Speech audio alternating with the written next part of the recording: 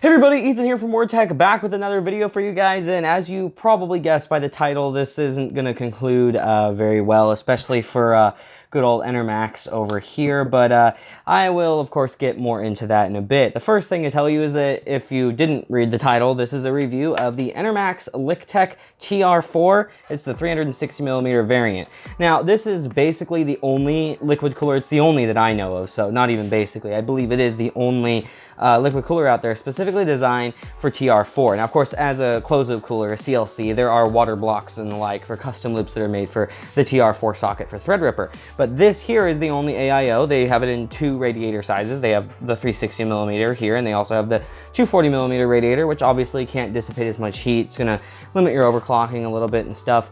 And I'm actually probably gonna be doing a little bit of a video that kind of stems from what happened with this, talking about why I only stick with air cooling on production systems, and I gave AIOs another shot, and I'm pretty mad that I did.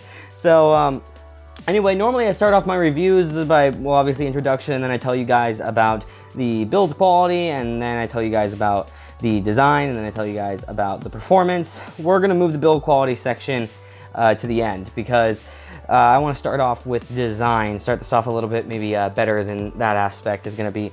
So the first things first is, and I don't have the fans sitting right here, but it does come with 3 fans. They're actually pretty nice fans. They're 120mm fans, pretty solid units, and honestly, overall, they look good. They're pretty loud. I put all Noctua fans on mine, but that's just because my personal preference is as quiet as possible. But they'll get you by. You know, if you're going to be doing a lot of overclocking, I'd probably recommend replacing the fans. But they're not bad fans, and they're included, right? But to start off, before we get into the design aspect of this, the very first thing I want to talk about is, of course, what it comes with and how complicated mounting was and stuff like that. So to start off with what it comes with, it's basically just what you see here, along with 3 fans, which I'll get some B-roll of. The 3 fans are pretty nice. They're nothing insane or anything like that. They're pretty good-looking fans. They're a little bit loud, though. They have pretty solid static pressure stats and stuff like that. Nothing special, but also not a bad pairing for a radiator, right? They're not just airflow-focused fans or something like that. Solid fans, I do like them, and I do like that they included some pretty decent fans with it, but they're too loud for my taste, and if you're going to be doing a lot of overclocking, they'll probably be too loud for you too. So personally, I replaced all my fans with Noctua. I'd probably recommend doing the same thing yourself, or some other brand, maybe Noise Blocker E-Loops or something. But if you don't want to spend the money, I can't imagine that you don't want to if you bought Threadripper, but if you don't want to spend the money, the stock fans are totally acceptable. There's no major problems with them other than just being a little bit more noisy than I would prefer, but really not much louder than the fans that come with most CLCs out there, so it's like not a huge deal, right? It's just something I wanted to note, is that they're a little bit noisy. Corsair has some pretty quiet CLCs now and stuff.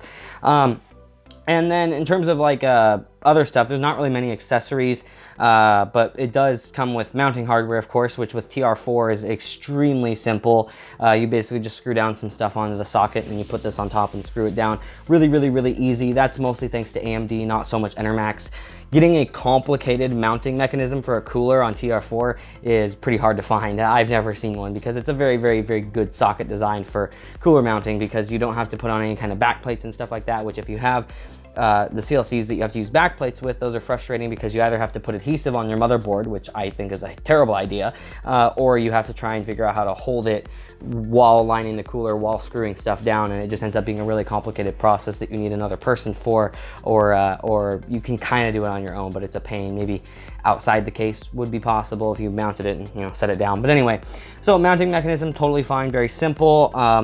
So I guess we'll jump straight into the design now. And honestly, I actually think that's a really, really, really pretty CLC. It's probably the nicest CLC I've ever seen, the nicest looking. I appreciate the design, the aesthetic choices. I appreciate the rubber pads that it has on both sides of the radiator that both look good, give it a little bit of an accent, and also work as anti-vibration pads. The side of the radiator is good looking. It's got some design characteristics. It's not just a super basic thing. You know, the tubes are nothing special, but they're whatever, right? They're just tubes. But the actual block, I think, looks very good, and I do appreciate just a plain white LED. One thing that bothered me a little bit is the LED is a little bit of an off-white, more like a blue, which is kind of standard for a very cheap basic LED. I do appreciate that though. If you're not gonna go RGB, but you're gonna put lights on it, please don't choose any color other than white. I'm sick of manufacturers doing this. They do it on motherboards and stuff where they have lights that you can't change the color of, and they don't make them just white lights, or they have accents that you obviously can't change the color of because they're accents unless you paint them, that are just like red or something like that, right? And it's like, go with colors that match people's components, right? And so Enermax did a totally fine job here. They didn't put any weird colors or anything like that on it. Most of the CLCs are pretty good about that today though, so not huge points or anything. But I think that the top plate here looks really good with the LED shining through it. It is it's some kind of acrylic or plastic, clear plastic that's on the top, and it looks good. It has a nice glossy look. It collects dust a little bit, and there is that, but you know, that's what you kind of deal with something that's a little bit of a glossy coating, right? So not a big deal. The radiator itself is just a normal thickness radiator. I think it's a 30mm thick and everything, just pretty standard for a CLC, nothing super special, or it might be 25mm. I actually haven't looked at that, unfortunately, but you know, nothing crazy there. So I think overall it's good, and I do also appreciate that they sleeved all the cables. They didn't leave any, like, you know, ketchup colored cables or anything like that sticking out. So that's a nice feature, so to speak, there. Although, again, the CLCs are generally pretty good about matching most color schemes or having RGB on them, right? So now we can jump into the performance. And before I had issues with it, which we'll talk a little bit more about in the build quality section, performance was actually great. I was using a Noctua NHU14S TR4 edition. It's an air cooler. I was using it. Overclocking on it was pretty much undoable, especially in the hotter months of the year, which is right now. You know, it's the middle of July now, so things are pretty hot here. And I felt like it wasn't really cutting it because I kind of wanted to overclock. I've since stopped overclocking. I'll probably talk more about that in another video, but I wanted to overclock, so I decided to pick this up. Better temps, some overclocking headroom. Sure, why not? Give it a try. They're not too expensive. I think I got this one for like, it was like 140 bucks. So I mean, they're pretty solidly priced coolers, but maybe there's a reason for that. So anyway, though, performance-wise, I don't have direct temperature measurements because I was planning to do testing later, but now that it's broken, well, I can't exactly do that. I was planning to get you guys some better performance statistics with it, but what I can say off the top of my head from when I was testing it was my CPU temps were idling in the low 30 degrees Celsius range, which is pretty solid. I'm running an Enthoo Evolve ATX case, so that is really air restricted. So temps are going to be a little bit warmer than what you would see in a more airflow oriented case, but with the fan speeds turned pretty far down in an air restricted case, I was still idling at like 34, 35 degrees Celsius, which is totally acceptable. It's actually quite cold, and I was very happy with that. It'd probably be a little bit hotter now because it is warmer months now. This has been about 2 months since I bought this, and I was using it for over a month, so things have warmed up a little bit since then. But you know, temperatures were fine. Under a load at stock, I was probably in the 50s. It was around the 50 realm, low to mid 50s, depending on the load, depending on if it was an AVX workload or something more or less intensive than that, for example. But you know, mostly the temperatures were perfectly acceptable. And something to keep in mind too is Threadripper under stock settings actually starts to do some throttling at 68 degrees Celsius. So it's important to keep it under that 68 degrees Celsius mark. Now, if you're overclocking, you can push those temperatures further, but just by the default stock settings, it starts to pull itself back at 68. I've seen it do some stuff at like 66 degrees Celsius. So 50 may seem really low, but the thermal throttle point is fairly low on Threadripper. So it is important to keep that in mind when thinking about temperature numbers though, is you've got to realize that it does throttle at 68 C. So super low temps, there's still not a lot of headroom there if you're not overclocking. Now, when I was overclocking, it's a completely different story. Overclocking Threadripper, and I have a 1950X in particular, is just, it's just crazy. The power consumption, the heat output, that thing just goes insane. And when I was overclocking on this, I think I was pushing 1.35 volts was the highest I went, which is a little higher than I was comfortable with for 24/7 use for a system that's going to be under a lot of load. And this thing was keeping it fairly cool, except when I'd run really heavy workloads, really hot workloads like Intel Burn Test Prime 95, which I would test for stability, and the temperatures would shoot up close to 80 degrees Celsius even on this, and they would sit around there, sometimes mid 70s to high 80s. It was hotter than I was comfortable with for Threadripper. I did see it go close to 90 once, but it never went over that mark at all.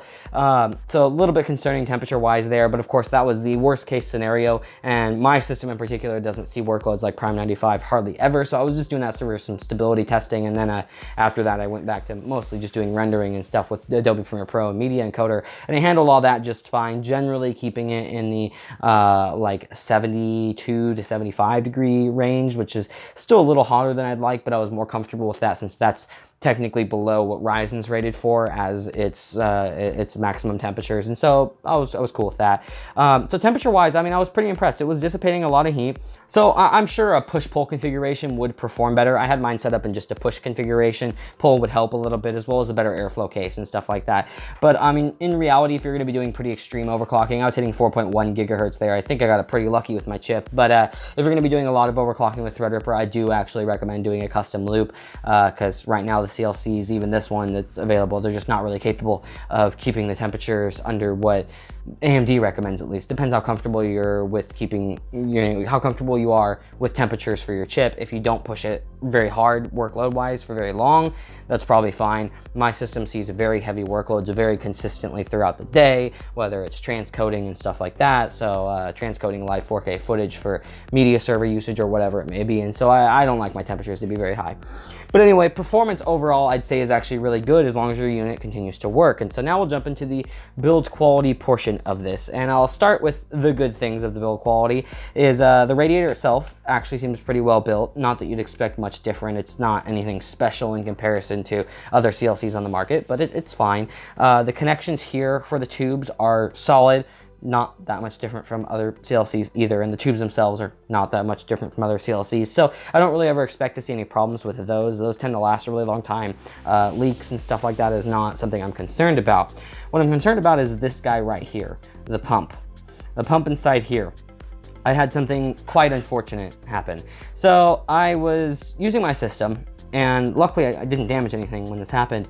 But I noticed my temperatures were hotter than I expected them to be at idle. I was idling in the like 60 degrees Celsius realm, and I was like, it's a little hotter out, but it's not that much hotter out. I don't know why I'm idling above, like almost double what I was idling at before, right? I was in the like low 30s, and now this time I was in the mid to high 60s. It was really, really weird. I thought it was maybe a fluke. So I shut down my computer, restarted. Temperatures were lower, but they were still in like the high 50 degrees Celsius range for idle. And I'm talking a system that's under less than 5% load for the CPU, for the 1950X. Not doing anything particularly intensive. I did learn something interesting during this quest is NZXT Cam, which is the software that I use to control my fans. If it's open, not if it's running in the background, but if the application is actually open, visible on the desktop doing monitoring, the temperatures for whatever reason shoot up like 6 degrees Celsius hotter. Don't quite know why. I don't know what kind of workload it's putting on the CPU to cause that, if it's some other glitch. Anyway, I just wanted to point that out. That's where the slightly lower temperatures come from. After I rebooted, it was actually because cam wasn't open. I had closed it, and I didn't even pay attention to that until later, and went, oh, that's why. Because I saw my idles being hotter with the air cooler later, and I was like, that's really weird. But anyway, so point I wanted to get out there is, as I was idling around like 55, 58 degrees Celsius, which is way hotter than I should be idling under the system, and I put it under a taxing load, and I'd start to thermal throttle. I hit the 68 degrees Celsius, and this was at stock settings, because I'd gone back to stock for other various reasons, and I was like, I'm thermal throttling. Why am I thermal throttling? This isn't good. And when I say thermal throttling, I don't mean a little bit, because like with my air cooler and other stuff, sometimes some cores drop to 3.3 gigahertz or even 3.2, although that's pretty rare.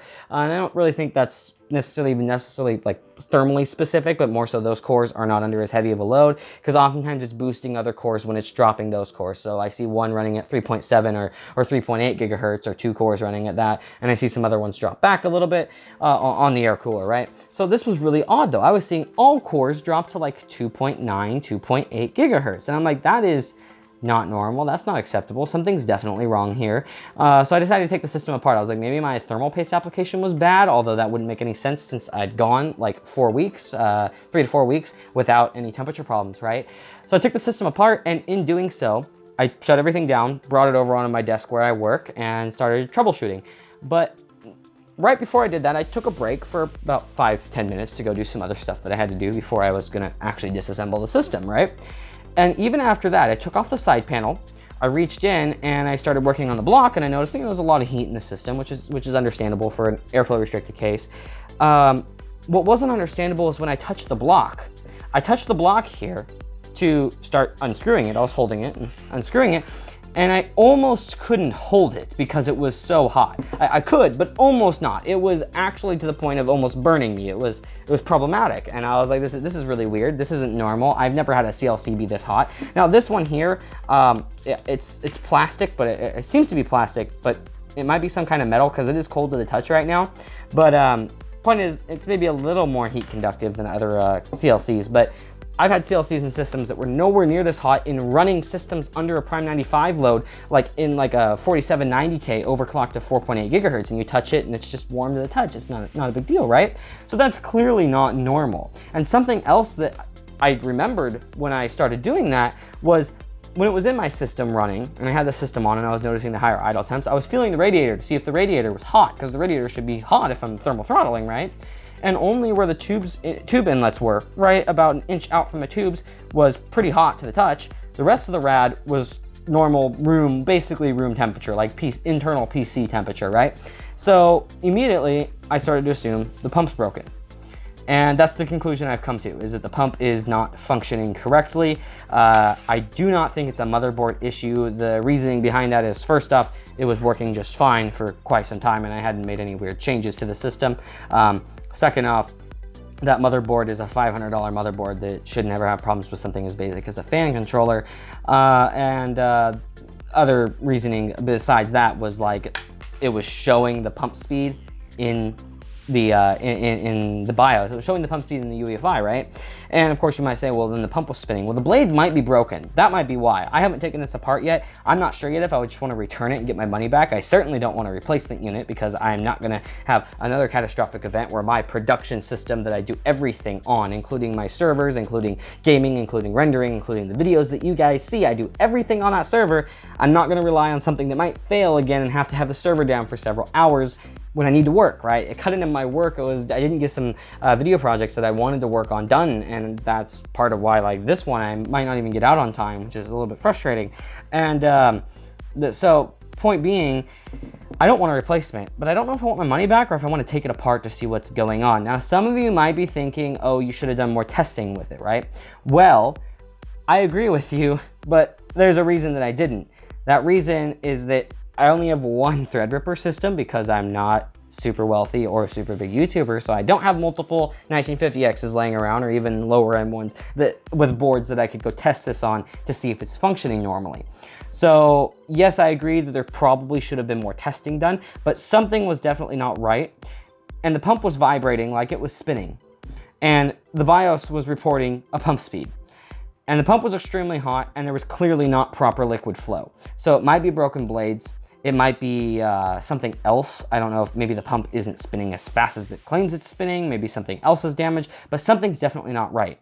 Now, if you take a quick look at the Amazon product page for this, and unfortunately it is one of the, and I'm not gonna link this in the description because I actually don't recommend you guys go buy this, but if you're interested and you look at it, the page has like 6 different coolers listed, and they're not just TR4 ones, obviously, there are other Enermax coolers.